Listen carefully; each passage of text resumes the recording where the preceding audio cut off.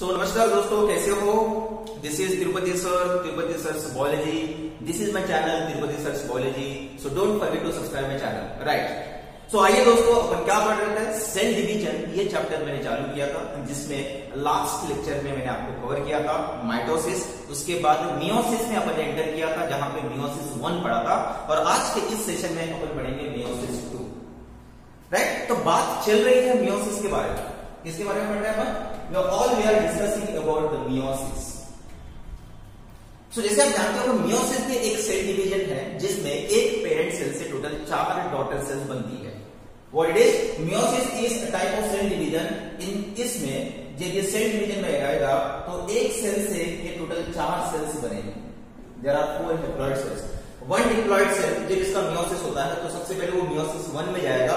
Meiosis 1 complete होने के बाद वो 2 डॉटर सेल बनाएगा, और वो 2 डॉटर सेल जब वो मियोसिस 2 में एंटर करेंगे तो ये टोटल 4 सेल्स बनाएंगे. कितने सेल बनाएंगे? 4 सेल. दैट मींस कैसे? फॉर एग्जांपल एक पेरेंट सेल है तो मियोसिस 1 में एंटर होगा तो ये बनाएगा 2 डॉटर सेल्स. अगेन हर डॉटर सेल जो है ये अभी मियोसिस 2 में एंटर करेगा तो हर डॉटर सेल जो है फिर से ये 2 डॉटर सेल्स को देगा, फिर से ये 2 डॉटर सेल्स को देगा. So that means in the meiosis there are 2 sub stages, meiosis 1 and meiosis 2.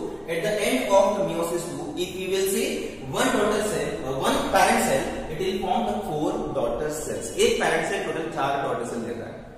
So last lecture में मियोसिस 1 पार्ट कंप्लीट किया था, जिसमें एक सेल से 2 डॉटर सेल कैसे बनते हैं ये मैंने आपको बताया था. और मियोसिस 1 को हेटेरोटाइपिक सेल डिवीजन कहते हैं, और जहां पे क्रोमोसोम्स का रिडक्शन होता है.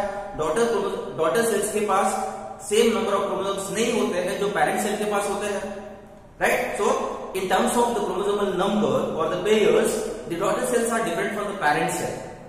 Parent cell और daughter cell के बीच में जो क्रोमोसोम्स होते हैं दोनों में वो अलग अलग होते हैं. इसलिए मियोसिस 1 को नाम दिया है हेटेरोटाइप.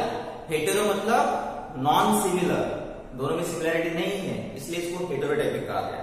जबकि मियोसिस 2 को ये डॉटर सेल से जब फर्दर डॉटर सेल्स बनेंगे और जब ये डॉटर सेल जब पेरेंट सेल करके मियोसिस 2 में एंटर करेगा, जब इससे 2 डॉटर सेल बनेगी, इससे 2 डॉटर सेल बनेगी. अभी इसके पास जो क्रोमोसोमल नंबर है, इसके पास जो क्रोमोसोमल नंबर है, right, they are same number of chromosomes होते हैं. जो इसके पास होंगे वही नंबर ऑफ क्रोमोसोम्स इसके पास होंगे, जो इसके पास क्रोमोसोमल नंबर होगा वही इसके पास होगा. इसलिए मियोसिस 2 को कहते हैं equational cell division. It is similar to mitosis. Mitosis को अपन क्या कहते हैं? माइटोसिस को भी इक्वेशनल सेल डिवीजन कहते हैं. वैसे मियोसिस 2 को भी इक्वेशनल सेल डिवीजन कहते हैं, जहां पे क्रोमोसोम्स का जो इक्वेशन है, क्रोमोसोमल नंबर का जो इक्वेशन है वो बराबर होता है पेरेंट सेल और डॉटर सेल, राइट? सो आइए अपन देखते हैं कि मियोसिस 2 में क्रोमोसोम्स का डिस्ट्रीब्यूशन किस तरह से होता है, right? So let's start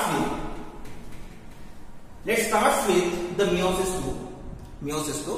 so मैंने जैसे आपको बताया है कि meiosis just like mitosis, meiosis में भी यहां पे 2 सब स्टेजेस है, karyokinesis and cytokinesis, right? Meiosis जो है इसमें ये 2 सब स्टेजेस है, काइरोकाइनेसिस और साइटोकाइनेसिस. ये 2 सब स्टेजेस होते हैं. सेल डिवीजन कोई भी हो, इसमें 2 सब स्टेजेस होते हैं. जब अपन मियोसिस की बात कर रहे हैं अपन, तो यहाँ पे काइरोकाइनेसिस होगा, साइटोकाइनेसिस होगा. मियोसिस 1 तो काइरोकाइनेसिस 1 होगा और साइटोकाइनेसिस 1 होगा. अगर मियोसिस 2 है तो काइरोकाइनेसिस 2 होगा, साइटोकाइनेसिस 2 होगा. So in this lecture we are going to discuss about karyokinesis 2 and cytokinesis 2 because this session is regard to meiosis 2 के बारे में पढ़ रहे हैं अपन. अभी आपको पता है कि काइरोकाइनेसिस 2 है. काइरोकाइनेसिस 2 में अगेन ये 4 सब फेजेस में डिवाइड होता है. कौन कौन से 4 सब फेजेस आते हैं काइरोकाइनेसिस में? सबसे पहले आता है प्रोफेज 2, उसके बाद आता है मेटाफेज 2, उसके बाद आता है एनाफेज 2 और लास्ट में आता है टेलोफेज 2. प्रोफेज 2, मेटाफेज 2, एनाफेज 2 और टेलोफेज 2 किसमें आते हैं? काइरोकाइनेसिस 2 में. अभी टेलोफेज 2 के बाद सेल किस में जाएगा? साइटोकाइनेसिस में जाएगा, जहां पे साइटोप्लाज्मिक डिवीजन होगा, देन वो कंप्लीटली डॉटर सेल्स बनाएगा.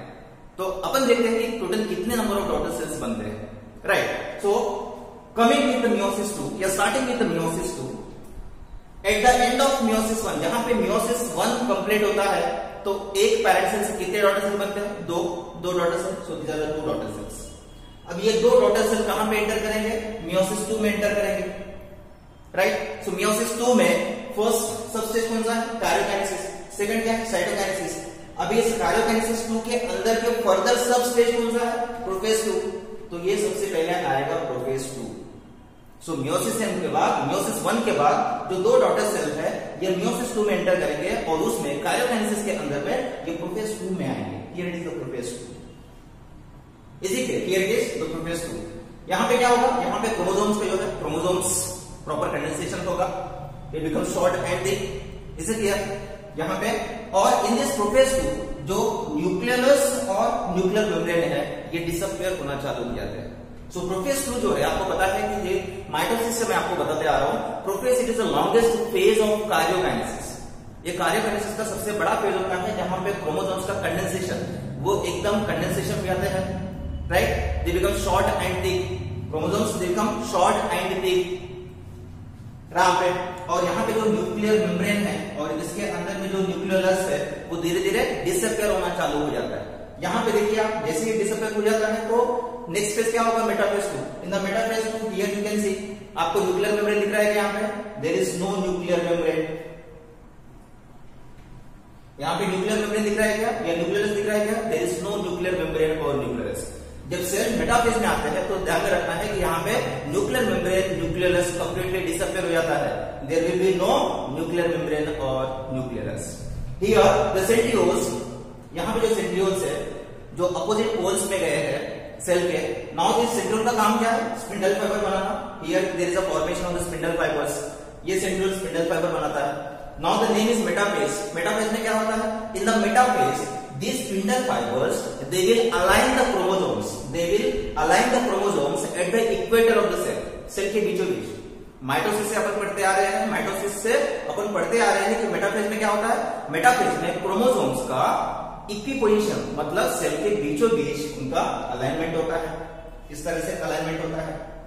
इसलिए तो सिंपली क्या हुआ? यहाँ पे जो क्रोमोसोम्स है ये क्रोमोसोम्स का अलाइनमेंट कहां पे हुआ है? एकदम सेल के सेंटर में।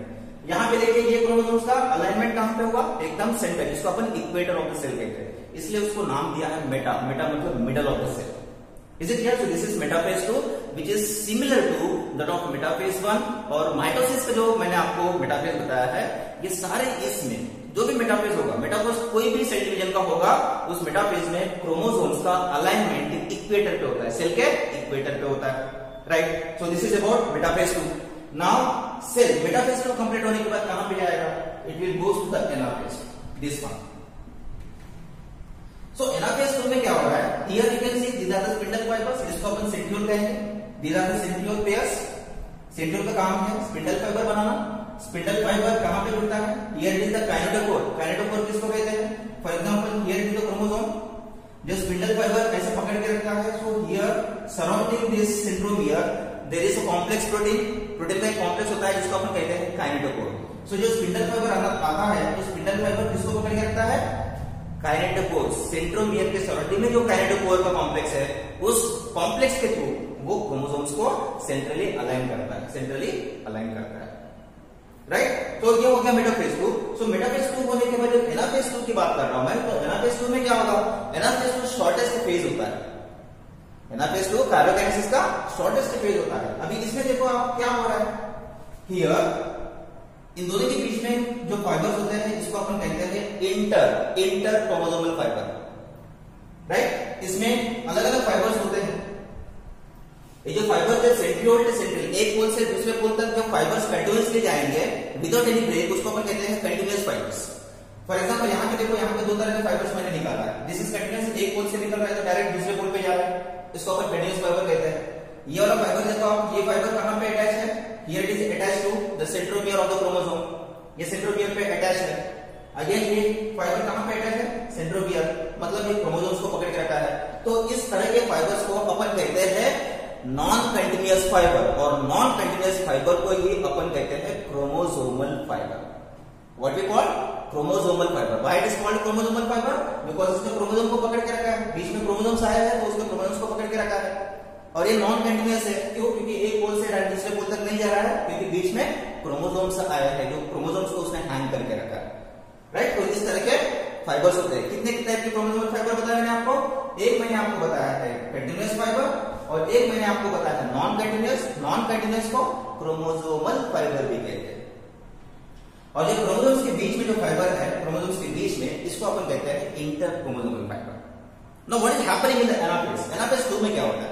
एनाफेज 2 में here the spindle fibers they try to separate these chromatids into the two opposite poles।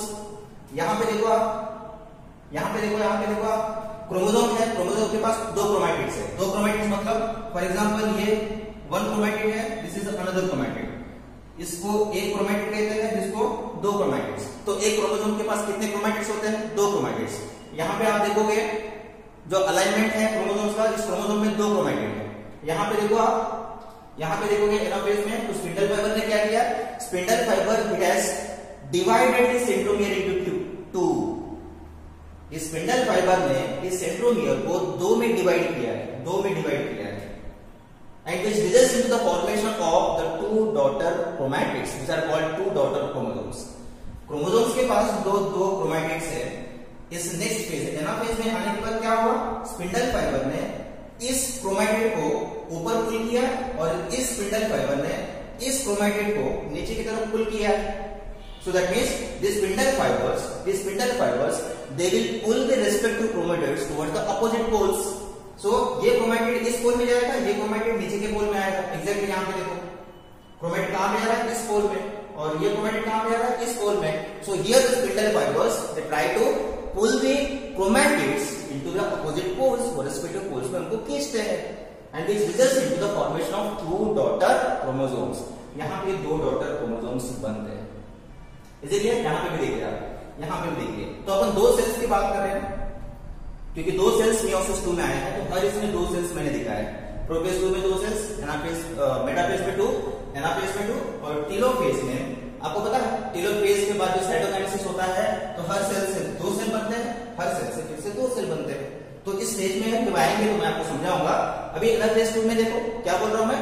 Anaphase 2 में स्पिंडल फाइबर जो है ये सेंट्रोमियर को डिवाइड करते हैं और दो क्रोमैटिड्स को अपोजिट पोल में खींचते हैं, जिसके वजह से यहाँ पे दो डॉटर क्रोमोसोम्स बनते हैं।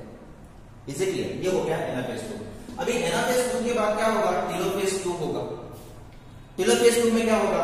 टेलोफेज जो है सेल एक ही रहेगा, here the cell becomes one, लेकिन यहाँ पे न्यूक्लियर मेम्ब्रेन और न्यूक्लियोलस जो यहाँ पे डिसअपियर हो रहा था, प्रोफेज 2 में जो न्यूक्लियर मेम्ब्रेन न्यूक्लियोलस डिसअपियर हो रहा था, वो न्यूक्लियर मेम्ब्रेन और न्यूक्लियोलस वापस यहाँ पे रीजेनरेट होता है। इसका रीअपियरेंस होता है, इसे क्लियर ना। सेल एक होगा टेलोफेज 2 में, लेकिन इसके अंदर में दो न्यूक्लियाई बनेंगे which contain the two daughter nuclei. इसको अपन कहेंगे टू डॉटर न्यूक्लियाई। किसमें ये होता है? टेलोफेज 2 में। एग्जैक्टली यहाँ पे भी इसी तरह से होगा।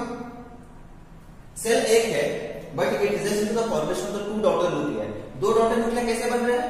क्योंकि जो ऊपर का क्रोमैटिड्स है डॉटर क्रोमोसोम्स, ये एक पोल में जा रहे हैं तो ये एक न्यूक्लियाई बनेगा, और ये नीचे के जो क्रोमैटिड्स है ये दूसरे पोल में आ रहे हैं तो ये दूसरा न्यूक्लियाई बनाएगा। तो इस तरह से ये सेल के अंदर में दो डॉटर न्यूक्लियाई बनाएगा। ये हो गया टेलोफेज, जहां पे सेल के अंदर दो डॉटर न्यूक्लियाई बनके रेडी है। अभी नेक्स्ट फेज क्या होगा? नेक्स्ट फेज होगा साइटोकाइनेसिस। अब ये सराउंडिंग टू न्यूक्लियस ये पूरा क्या है? ये पूरा क्या है? साइटोप्लाज्म है। तो साइटोकाइनेसिस में क्या होगा? साइटोप्लाज्मिक डिवीजन होगा, जिससे एक सेल जो है वो दो सेल बनाएगा। तो सिमिलरली यहाँ पे सेल एक ही है, this is one cell and this is another cell. जब ये सेल साइटोकाइनेसिस में जाएगा तो साइटोप्लाज्मिक डिवीजन होगा, here it is cytoplasmic division. और एनिमल सेल में साइटोप्लाज्मिक डिवीजन कैसे होता है? By means of furrow formation. मतलब सेंटर में, सेल के सेंटर में कंस्ट्रक्शन फॉर्म होता है, दिस इज कॉल्ड कंस्ट्रक्शन, जिसको अपन फोरोफॉर्मेशन कहते हैं। And furrow formation will leads to the separation of the two daughter cells. इस तरह से ये दोनों सेल को सेपरेट करता है। यहां पे भी ये दोनों सेल्स को सेपरेट करता है। दैट मींस ये जो पैरेंट सेल आया है यहां से, ये जो पैरेंट सेल है, ये पैरेंट सेल से eight the end of cytokinesis कितने सेल बन रहे हैं? दो सेल। अभी ये जो पैरेंट सेल है जो मियोसिस 2 में एंटर हो रहा है, ये पैरेंट सेल से कितने बन रहे हैं? दो सेल। मतलब हर एक सेल जो है दो बनाया है, so at the end of meiosis 2 complete होने के बाद देखो टोटल कितने सेल्स है, 4 डॉटर सेल्स होते हैं, इसमें 4 डॉटर सेल्स होते हैं। तो मियोसिस में एग्जैक्टली यही होता है कि जब एक डिप्लॉयड सेल एंटर होता है मियोसिस में, वो सबसे पहले मियोसिस 1 में जाता है। मियोसिस 1 कंप्लीट होने के बाद 2 डॉटर सेल बनाता है, और मियोसिस 1 कंप्लीट होने के बाद जो 2 डॉटर सेल्स है वो पैरेंट सेल बन के मियोसिस 2 में एंटर करेंगे, और मियोसिस 2 में हर एक सेल 2 बनाता है। ऐसे ही टोटल 4 डॉटर सेल बनाएंगे मियोसिस 2 कंप्लीट होने के बाद। This is about meiosis 2, right. अगर एक शॉर्ट में मैं आपको बता दूं कि इसमें क्रोमोसोम्स का सेपरेशन किस तरह से हो रहा है, देखिए यहाँ पे for example here it is the cell, chromosomes के फॉर्म में मैं आपको बता देता हूं कैसे हो रहा है। ये क्रोमोसोम्स है, फॉर एग्जाम्पल ये मैं आपको बता रहा हूं, for example this is the chromosome,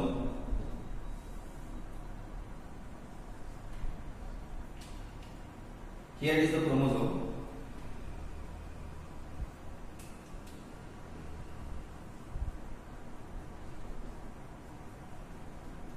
here it is the chromosome, for example.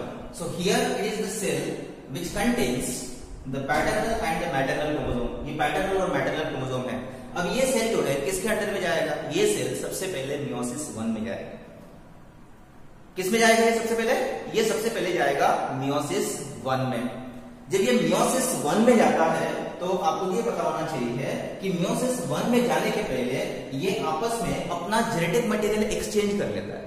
Exchange मतलब जब ये अपना जेनेटिक मटेरियल एक्सचेंज करता है तो ये कैसे दिखता है, ये किस तरह से दिखेगा, यहां का जो मटेरियल है वो यहां पे आएगा, यहां पे आएगा, यहां पे खाली दिखेगा,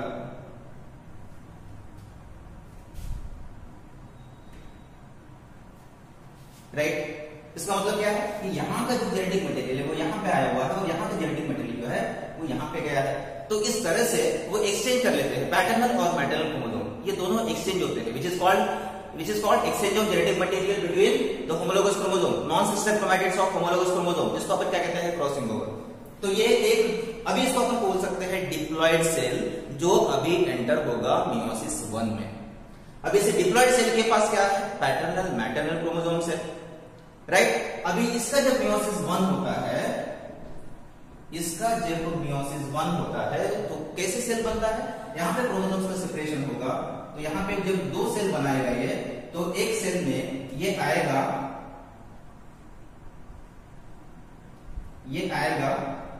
एक क्रोमोसोम यहाँ पे सेपरेट होगा, और जो दूसरा क्रोमोसोम रहेगा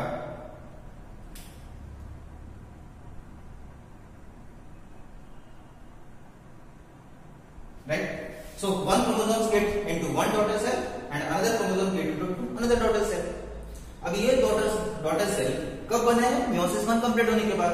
अब ये 2 डॉटर सेल कहां पे जाएंगे, ये मियोसिस 2 में एंटर करेंगे। मियोसिस 2 में एंटर करने के बाद ये जो डॉटर सेल है ये पेरेंट सेल बनेगा। जब ये पेरेंट सेल बनेगा तो इससे अगेन 2 सेल बनाएगा, और इससे ये अगेन 2 सेल बनाएगा। 2 सेल कैसे होगा, अब यहाँ पे जो क्रोमोसोम जिसके पास 2 क्रोमैटिड्स है, वो हर क्रोमैटिड का फर्दर सेपरेशन होगा डॉटर क्रोमोसोम्स में। तो एक जिसमें से जो क्रोमैटिड है वो यहाँ पे आएगा, और ये जो पार्ट है वो यहाँ पे जाएगा। क्रोमोसोम एक में इसके 2 क्रोमैटिड्स 2 सेल में सेपरेट हुए, डिस्ट्रीब्यूशन हुआ, राइट। यहाँ पे देखो आप क्रोमोसोम है, this is chromosome. Now chromosome will contain the 2 chromatids. Chromatids are again separated, one chromatid into one cell, another chromatid into another cell. अभी देखिए इस तरह से, देखिए आप कितने डॉटर सेल बने हैं, टोटल 4 डॉटर सेल। एक पेरेंट सेल जब ये मियोसिस 1 में एंटर होगा तो मियोसिस 1 कंप्लीट होने के बाद ये 2 डॉटर सेल बनाएगा, और ये 2 डॉटर सेल जब मियोसिस 2 में एंटर करेगा तो ये टोटल 4 हेप्लॉइड डॉटर सेल्स बनाएगा। और स्पर्म का प्रोडक्शन है या एग का जो प्रोडक्शन है, जिसको अपन रिप्रोडक्टिव सेल्स कहते हैं, उनका प्रोडक्शन जो है वो इसी सेल डिवीजन के प्रोसेस के थ्रू होता है, जिसको अपन मियोसिस कहते हैं। तो आप ध्यान में रखना है, जर्मलाइन सेल्स जो है वो कैसे बनते हैं। जर्मलाइन सेल्स मतलब स्पर्म सेल और रिप्रोडक्टिव सेल्स जैसे कि एग सेल, ये कैसे बनते हैं, ये मियोसिस से बनते हैं, और इस तरह के यहाँ पे डिस्ट्रीब्यूशन होता है। क्रोमोसोम्स का जो डिस्ट्रीब्यूशन है इस तरह से होता है। और मियोसिस 1 को मैंने क्या बोला है, meiosis 1 is also called heterotypic. Heterotypic, it is what it is, It is reductional cell division, right? Or meiosis two is also called homotype and it is equational cell division, right? So इस तरह से this is all about meiosis 2. Hope so you guys enjoyed this session, that is meiosis 2, right? So don't forget to subscribe my channel, that is Tirupati Sir's Biology, and till time take care of yourself. Bye everyone. We'll meet you in the next lecture. Thank you very much.